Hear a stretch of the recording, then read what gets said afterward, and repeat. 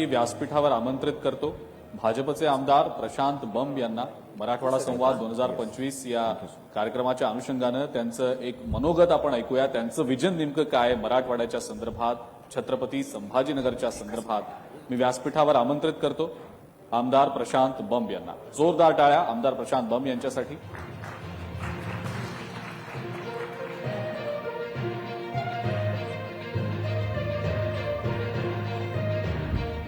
Sir, तुम्ही थेट संवाद साधा मराठवाडा आज, काल आणि उद्याविषयी थेट प्रेक्षकांशी।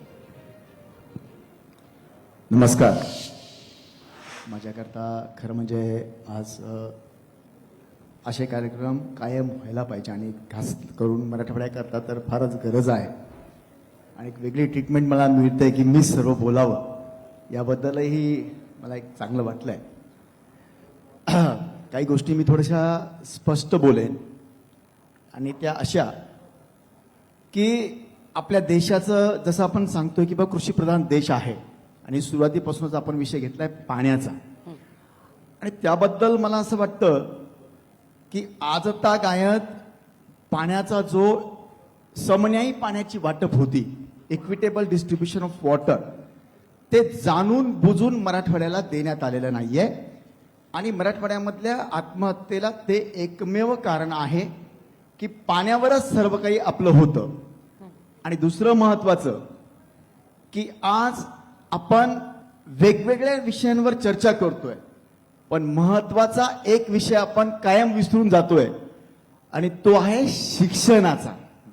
शिक्षणाबाबतीमध्ये मी स्पष्ट सांगेन की मराठवाड्याची अधोगती जी होते आज ती अक्षरशः त्याचा 80% वाटा हा शिक्षण क्वालिटी एज्युकेशन नसल्यामुळे होतोय, क्वालिटी एज्युकेशन नसल्यामुळे होतोय। आणि याचे कारण सरळ सरळ आहेत। त्याचे कारण असे आहेत की मीडिया किंवा आम्ही राजकारणी वगैरे सर्व लोकांना इतकं वाहून गेलोय की लोकांच्या जबाबदाऱ्या आपण सांगत नाहीये। उदाहरणार्थ की सरकारने, कोणती सरकार असो, त्यांनी शिक्षक दिलेत, म्हणजे 80,000 ते 1.5 लाख रुपये महिन्याचा शिक्षक आम्ही दिलाय गावामध्ये, पण त्या शिक्षकाची हिंमत होत नाही स्वतःच्या वर्गात त्याच्या मुलाला टाकायची। तो टाकतोय अशा शाळेत ज्या ठिकाणी 15,000 रुपयाचा शिक्षक आहे। याच्यात सर्व काही आलं। म्हणजे आता केंद्राने निर्णय घेतला की डीएड बीएड झालेले, म्हणजे आज तक काय होतं की डीएड बीएड झाले शिक्षक की डायरेक्ट ते शिक्षक व्हायचे। केंद्राने निर्णय घेतला की इतकी अधोगती का होते, आपण इतके वित्त आयोग देतोय, प्रचंड पगार देतोय। आश्चर्य वाटेल तुम्हाला, या वर्षीचा 2 लाख कोटी रुपयाचा पगार, फक्त सॅलरी म्हणतोय मी, ही जवळपास 24 खात्यांमध्ये जाते, फक्त सॅलरी। म्हणजे त्याच्यामध्ये पीडब्ल्यूडी आलं, महसूल आलं, ते आम्हाला बांधकाम करून देत आहेत, बिल्डिंग देत आहेत आणि एकट्या शिक्षकांवर आमचं 84,000 कोटीचं आहे त्यातनं। म्हणजे आम्हाला अपेक्षा काय आहे, देशामध्ये मिलिटरी नंतर सर्वात जास्त आमचा देश सुधारेल तो शिक्षणामुळे। म्हणजे आम्ही सर्व काही राज्याकडून देऊ शकत नाही, पण प्राथमिक शिक्षण चांगलं जर झालं तर जगामध्ये माझ्या शिक्षणामुळे वाव असेल मुलांना, प्रत्येक ठिकाणचं उपजीविकेचं साधन, मी नोकऱ्या नाही म्हणत आहे, पण उपजीविकेचं साधन। आणि म्हणून केंद्राने निर्णय घेतला की टीटी घेतली पाहिजे। डीएड आणि बीएड जे डायरेक्ट शिक्षक होत होते, चला तपासूया हे खरोखर शिकू शकतात का। आश्चर्य वाटेल सर्वांना, 3,24,000 विद्यार्थ्यांनी परीक्षा दिली आणि पास झाले 14,000। म्हणजे बघा, मी थोड्या सोप्या भाषेत सांगतो, आजही जे शिक्षक शिकवतायत त्यांची परीक्षा घेण्याची गरज आहे। आणि जर आपण असं नाही केलं, पिढ्याच्या पिढ्या उद्ध्वस्त होऊ लागल्या। आपण चर्चा करत राहू, आपलं इन्फ्रास्ट्रक्चर चांगलं आहे, हे आहे सगळं, पण ते फार लिमिटेड पर्सेंटेज पुरतं असणार आहे। आपले कित्येक लोंडेच्या लोंडे अशिक्षित बाहेर निघाल्यामुळे हा बोज सरकारवर होणार आहे। आणि महत्वाचं की आम्ही शिक्षकांना मुख्यालयी राहायचं कंपल्सरी। म्हणजे काय, जसं मी लहान होतो, मी जिल्हा परिषदचा विद्यार्थी आहे, तर गावामध्ये शिक्षक राहायचे सर्व आणि ते व्यसनाधीनता होऊ नये, गावामध्ये 10, 12, 15 शिक्षक असल्यामुळे एक वातावरण सुदृढ राहायचं। आता प्रत्येक महिन्याला शिक्षक हे खोटं कागदपत्र देतात की आम्ही गावातच राहतो आणि 92% शिक्षक हे अपडाऊन करतात. त्यांना 24 तास मुख्यालयी राहायचंय, मुक्कामी, म्हणजे त्यांचे सुट्टीचे दिवस सोडून. फार महत्वाचा विषय हा. त्याच्यामुळे पिढ्या बर्बाद व्हायला लागलेल्या आहेत. कोणी येतच नाही शिक्षणावर. बोगस शिक्षकांची भरती व्हायला लागलेली आहे. याच्यावर कुणाचं लक्ष नाहीये. म्हणून मी ही बाब आत्ता मागच्या वेळेला सुद्धा एक 15 दिवसापूर्वी आमचं जेव्हा अधिवेशन झालं त्यावेळेला मी प्रकर्षाने ही बाब नमूद केली. आणि आश्चर्य वाटेल, कित्येक आता बोगस एकट्या विदर्भाच्या एका जिल्ह्यामध्ये 98 कोटी रुपये शिक्षक नसताना उचलले गेलेले आहेत. म्हणजे ही शिक्षणाची वाताहत जी होऊ लागलेली आहे त्याच्यावर मला वाटतं सर्वांनी लक्ष द्यावं. मी बाकीचा विषय याकरता बोलत नाहीये, पाण्यावरचे बरेच विषय झालेले आहेत. आपण कितीही बोलत राहिलो पण शिक्षण जर बरोबर राहिलं नाही तर आपल्या अधोगतीला कारणीभूत आपली जनता आणि पालक याच्याकरता म्हणतो मी. शिक्षकांनी म्हणजे सरकारने सगळ्या व्यवस्था दिल्या. पालकांचं काम आहे गावात शिक्षक हा हजर राहिला पाहिजे. नाही राहिलं तर त्यांनी आमदाराला कळवलं पाहिजे. जसं मी मागच्या 6 वर्षापासून HRA देत नाहीये शिक्षकांना. एकमेव माझा मतदारसंघ आहे, पण HRA दिला नाही याचा अर्थ त्यांना अपडाऊन करायला मुभा भेटलेली नाहीये. त्यांना त्यांचं एज्युकेशन येत नाही, ते शिकवत नाही. आणि हा किती मोठा विषय आहे. म्हणजे आपला अर्धा पगार जो राज्याचा पगार आहे त्याचा अर्धा पगार आम्ही शिक्षकाला का देतोय? कारण आमच्या ह्या पिढ्या चांगल्या घडवतील, मग आमचा बोध राहणार नाही आमच्या राज्यावर. परंतु ते आणि फक्त राजकारणी लोक शिक्षकांचे मतदान, शिक्षक फार आमच्यावर म्हणजे राजकारण करतात, ते आपल्याला हरवतील, त्यांची फार मोठी संख्या आहे, ह्या नादामध्ये आमच्या पिढ्या बर्बाद होत आहेत. म्हणून माझी विनंती आहे या निमित्ताने, म्हणजे विनंती करू की काय, की मीडियालाही मी विनंती करेल, या बाबतीमध्ये जे शिक्षक बरोबर शिकवत नाहीत, समजा 4 वर्ष प्राथमिक एज्युकेशन बरोबर नाही झालं, ती पिढी बर्बाद झाली ना. एक रस्ता खराब आहे, तो आज नाही झाला 2 वर्षांनी चालेल, पण तो जर मुलगा प्राथमिक एज्युकेशन घेऊन समजा त्याने डिग्री प्राप्त केली तर माझ्या MIDC मध्ये तो इंटरव्ह्यू मध्ये पास होत नाही, कारण त्याचं बेसिक एज्युकेशन बरोबर नव्हतं. आणि कित्येक माझे मित्र आहेत ज्यांचं बेसिक एज्युकेशन फक्त चांगलं झालंय, आज फॉरेन मध्ये ते 1.5 कोटी रुपयाचं पॅकेज घेऊन राहत आहेत. म्हणून माझं प्रामुख्याने मराठवाड्याकरता खास करून शिक्षणावर मॅक्सिमम लक्ष द्यावं असं माझं सर्वांना कळकळीचं आणि समाजाला विनंती त्या निमित्ताने आहे. दुसरा विषय जो आपण घेतला की म्हणजे पाण्याचं वर मी थोडंसं शेवटी बोलतो, पण प्रशासन, कित्येक बाबी अशा आहेत. आत्ता 15 दिवसापूर्वी कोट्यवधीची कामं कागदावर आपण दाखवतोय आणि ती कामं होतच नाहीये आणि त्याच्यावर आपण कोणती कार्यवाही करत नाही. प्रत्येक खात्यातल्या तुम्ही 10 अधिकाऱ्यांवर मी असं म्हणतोय, आटेमेना मग ठीक आहे जे आपण साबित करू शकत नाही वगैरे वगैरे, परंतु जी कामच केली नाही आणि त्याच्यावर आपण पैसे उचलतोय किंवा लक्षात येत आहे तरी अधिकाऱ्यांची हायरार्की त्यांना वाचवण्यामध्येच त्यांची जिंदगी बरबाद होऊ लागली. अशा गोष्टीमध्ये 2-3 जर गोष्टी आपण लक्षात घेतल्या तर मराठवाड्यामध्ये एक नवचैतन्य निर्माण होईल असं मला वाटतं. पाण्याच्या बाबतीमध्ये मी इतकंच सांगू शकतो की 2010 मध्ये सतत 5 वर्ष मी सर्व आमदारांच्या बैठका घेतल्या होत्या. पाण्यावर मी आज आवाज उचलून समन्यायी पाण्याची वाटप कशी असते ही राज्याला दाखवली होती. आणि त्याचा परिपाक असा आहे की माझ्या मतदारसंघामध्ये गेल्या वर्षापासून 30,000 एकरची त्याच बेसवर मी त्यांना सांगून दिलं, म्हणजे दाखवलं, प्रूव्ह केलं, 30,000 एकरची योजना चालू आहे. 30% ती पूर्ण झाली आहे आणि आता 2 लाख एकरची मला फडणवीस साहेबांनी सर्वेची परवानगी दिली त्या निमित्ताने. आणि मी योजना अशी राबवली आहे की ड्रीप इरिगेशनवर 100% ड्रीप, 100% बंद पाईपलाईन मधनं ती योजना आपण घेतल्यामुळे ही योजना पूर्ववत मी करण्याच्या मागे लागलोय. आणि माझा आता पुढचा प्लान जो आहे की 2 लाख एकर क्षेत्र मी पुढच्या 5 वर्षामध्ये भिजवेन. मला चालता जे विषय आले, संभाजीनगरच्या पाण्याचा विषय जो आला, जो मलाही लागून आहे, माझा एक कमिशनरेट एरिया आहे, निव्वळ मिसमॅनेजमेंट आयुक्तांचा बिलकुल, म्हणजे जसं काय आपण हे करतो ना, म्हणजे गँगवॉर टाईप, मी ह्याचा मी त्याचा, त्या नावावर फक्त पाण्याकडे लक्ष नसल्यामुळे, टेक्निकल बाबी बरोबर वेळेत पूर्ण न करता त्याच्यावर लक्ष न दिल्यामुळे हे पाण्याचे हाल सोसावे लागतायत. इथून पुढे मला जे म्हणजे आत्ता जे तुमच्या वेळेच्या आत मला बोलावं वाटलं, इतोपर कुणाला काही विचारायचं असेल तर मला विचारू शकता. प्रशांतजी, तुम्ही फार महत्वाचे इथे मुद्दे उपस्थित केले. शिक्षणाचा मुद्दा उपस्थित केला, पाण्याचा मुद्दा उपस्थित केला आणि सगळ्यात महत्वाचं म्हणजे प्रगती पुस्तक, आमदारांच्या प्रगती पुस्तकाचा देखील तुम्ही उल्लेख केला.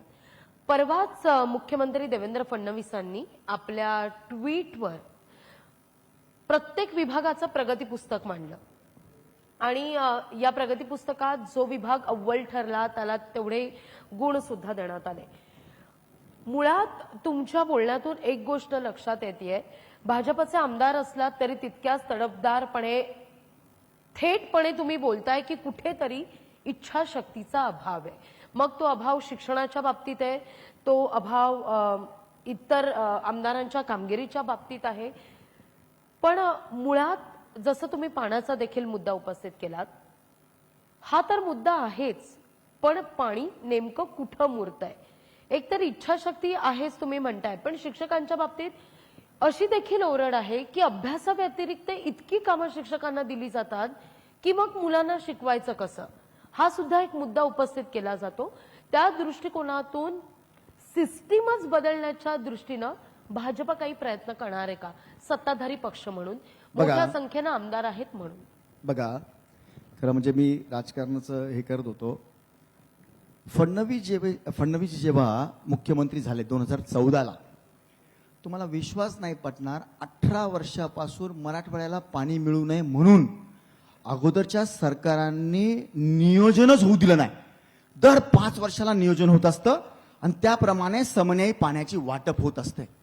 फडणवीसजी आल्याबरोबर सर्वात पहिले त्यांनी जल नियोजन आणि जल आराखडे तयार केले आणि त्याचा परिपाक असा होता की त्यांनी थोडं थोडकं नव्हे 155 टीएमसी पाणी मराठवाड्याला दारणाच्या मार्फत वेगवेगळ्या वैतरणा दारणा 9 उपखोऱ्यातनं पाणी लिफ्ट करून आपल्याकडे आणावं या बाबतीतली सुरुवात केली होती. त्याच्यामुळे मराठवाडा सुजलाम सुफलाम व्हायला पाहिजे होता. मला दुर्दैवाने सांगावं वाटतं, नंतरची जी सरकार आली, मी नावं घेत नाही, नंतर आले मराठवाड्यात आणि त्यांनी अचानक ती स्कीम बंद केली. नंबर 1. नंबर 2, आपण जे म्हटले की शिक्षणाच्या बाबतीमध्ये जो काही कामाचा व्याप आहे नावाला आहे. आता मला सांगा, हजरीचं पुस्तक भरणे, मुलांच्या तुम्ही घेणे, याला काही काम म्हणतो का आपण? आणि तुम्ही गावातच राहत नाही. मी काय सांगतोय, दाव्याने 92% शिक्षक गावातच राहत नाही तर कामं करतील कुठून? तुम्हाला एक एक गोष्ट सांगत नाही मी. असल्या म्हणजे जगामध्ये समजा खोटे कागदपत्र बनवणे नंबर 1चे शिक्षक आहेत. मटके सट्टे, वेगवेगळे प्लॉटिंग, वेगवेगळ्या बँकेचे एजंट, LICचे एजंट, आता तुम्ही विचारलं म्हणून सांगतो, हे सगळे शिक्षक आहेत. शिक्षकाचा धंदा सोडून त्यांना अलाऊ नाहीये हे सगळं करण्यासाठी, पण ते करतायत सगळ्या सगळं. आणि यालावर मॅनेजमेंट दिलेली आहे शिक्षण समिती गावातली. हे शासनाचं काम नाहीये आणि आपण त्या लोकांना बोलत नाही. म्हणजे जगामध्ये समजा मोस्ट करप्टेड होण्याचा जर सगळ्यात शेवटी वाचला पाहिजे तो शिक्षक वाचला पाहिजे. आज दुर्दैवाने तो नंबर 1ला आहे. हे सर्वात मोठं दुर्दैव आहे. आणि अगदी शेवटचा प्रश्न विचारते, या सगळ्या मुद्द्यावर आगामी काळात तुम्ही मुख्यमंत्री देवेंद्र फडणवीस किंवा शिक्षण मंत्री दादा भुसे यांची भेट घेऊन या सगळ्याचा लेखाजोखा मांडणार आहात का? हे जे खुलासे आज या दुर्दैव असं आहे, मी सांगतो, दुर्दैव सांगतो, 1 तास आजच्या 1 महिन्यापूर्वी मी हाऊसमध्ये बोललो. साधी लाईन नाहीये माझी, मी काय बोललो ते 1 घंट्याची माझं स्पीच, रात्री 11 ते 12 नेमकं जे बोलायचं ते शासनालाच बोलत असतो आपण, बरोबर आहे. मीडियाचं काम आहे त्याला व्यवस्थित उजागर करायचं आणि त्याला लावून धरायचं. कुणी लावून धरलेलं नाही. आणि मी माझं सांगतो, मी तुम्हाला, मला 16 वर्ष झाली. 16 वर्षात मी मतदारसंघामध्ये 16 पण लग्नाला गेलेलो नाही. आम्हाला आदत काय झालेली माहिती का सर्वांना? रोजचे 20 लग्न लावत बसा, वाढदिवसाला जा. अरे मग आपण अभ्यास करणार कधी? प्रशासनावर आपण कंट्रोल ठेवणार कधी? आम्हाला फक्त हा मतदाता पाहिजे म्हणून आम्ही जर काम करायला लागलो तर ही राज्याची हालत अशी होत असते. एकटं फडणवीसांचं, एकटं दादा भुसेंचं काम हे अजिबात नाहीये. ते त्यांचं काम करतायत, त्यांच्या मर्यादेच्या पलीकडे काम करतायत. दादा भुसेंनी आज कित्येक गावामध्ये जाऊन ऍक्शन सुरू केल्यात. या 3 महिन्यामध्ये ज्या शिक्षण क्षेत्रावर ऍक्शन सुरू झाल्या त्या कधीही 50 वर्षात झाल्या नव्हत्या. आणि म्हणून माझी विनंती आहे की लोकांनी सुद्धा आमदारांना लग्नाला वाढदिवसाला बोलावणं सोडून दिलं पाहिजे. ते त्यांच्या नातेवाईकाला वगैरे गेले त्याची भाग वेगळा, पण त्यांना असं वाटतं की माझ्या घरी आमदार आलाय, पण त्यांचा वेळ किती जातो, त्यांनी अभ्यास करायचा कधी, त्यांनी राज्यात प्रश्न मांडायचे कधी, ते सॉल्व्ह करायचे कधी. पण आम्ही पण मला पुढच्या वेळेस पुन्हा निवडून यायचंय म्हणून आम्ही त्याच्या नादी लागतो आणि दिवसभर लग्न लावत फिरतो. मी माझं मत मांडलंय, मी कुणाच्या लग्नाला विरोध करत नाही, कुणाच्या जाण्याला विरोध करत नाहीये. पण जसं मला तुम्ही विचारलं की आगामी काय मराठवाड्याचे बरेच प्रश्न आहे, पण तुमच्या वेळेच्या मर्यादेमध्ये मला जे महत्वाचं वाटलं तो मी बोलण्याचा प्रयत्न केला. कुणाचं जरा जरी मन दुखावलं असेल तर मी तुमची हृदयापासून माफी मागतो. अगदी प्रशांतजी, फार महत्वाचे तुम्ही मुद्दे उपस्थित केलेले आहेत, मग तो शिक्षणाचा असू दे किंवा इतरही मुद्दा. या सगळ्या मुद्द्यावर लवकरच मुख्यमंत्री महोदय आणि शिक्षण मंत्री सुद्धा इतर आमदारांची सुद्धा शाळा घेतील अशी अपेक्षा करूया आणि इथेच थांबूया. आणि तुम्ही सर्वजण जनतेची शाळा नक्की घ्या, कारण की जनतेचा प्रवाह हा आपल्यामध्ये वाढला पाहिजे आणि आपण भीती नाही, जनतेला काहीच बोलत नाही. अरे मला मी एकच मिनिट अधिकचा घेतो. समजा आम्हाला फोन करतात, साहेब तुम्ही फोनच उचलत नाही. अरे मी एकटा 500 लोकांचे फोन उचलू, तू लेखी लिही ना, माझे मेल आहे, लेखी कंप्लेंट करायला काय प्रॉब्लेम, उचलतात. आमचं एमएससीबीचा असंच ओके, तो भाग एकदम अर्जन्सी आली आहे काही आली तर ठीक आहे, पण लिहून आमदारांच्या मेलवर जर पाठवलं आणि त्याच्यावर जर तुम्ही काम म्हणजे त्यांना त्यांचं काम कळलं पाहिजे. आम्ही आमदारापर्यंत आमदाराचं काम आलं पाहिजे, तिथून आम्ही पुढे काम केलं पाहिजे. आम्हाला छोट्या गोष्टीपर्यंत जर तुम्ही अडकून ठेवणार तर मग आमचं काम बरोबर आम्ही होऊ शकणार नाही आणि नुसतंच निवडून येणार याला काही अर्थ राहणार नाही. थँक्यू. नक्कीच धन्यवाद प्रशांतजी, खूप खूप धन्यवाद. खूप खूप धन्यवाद. मराठवाडा संवाद 2025 पॉवर्ड बाय संत रोहिदास चर्मोद्योग व चर्मकार विकास महामंडळ, मर्यादित लीडकॉम, स्थापना 1974. Associate sponsored defence career academy, Chhatrapati Sambhajinagar व कोल्हापूर. युवक युवतींनो, भारतीय सैन्यात घडवा अभिमानास्पद करिअर. भाग्य परिवर्तन, राह हमारी चाह तुम्हारी. ज्योतिष वास्तु संस्थान, सेलिब्रिटी एस्ट्रोलॉजर ज्योतिष Acharya Sunil Kumar ji. Buldhana urban cooperative credit society limited. Mangalam wedding destination club, संस्कारों से आधुनिकता तक. गादिया ग्रुप, एक विश्वसनीय नाव. डॉक्टर भास्कर शिंदे सरांचे AIB, छत्रपती संभाजीनगर. महाराष्ट्राचा विश्वास AIB ला बनवतो खास. महाराष्ट्र इंडस्ट्रियल डेव्हलपमेंट कॉर्पोरेशन आणि नम्मा होमिओपॅथी, आरोग्य संजीवनी.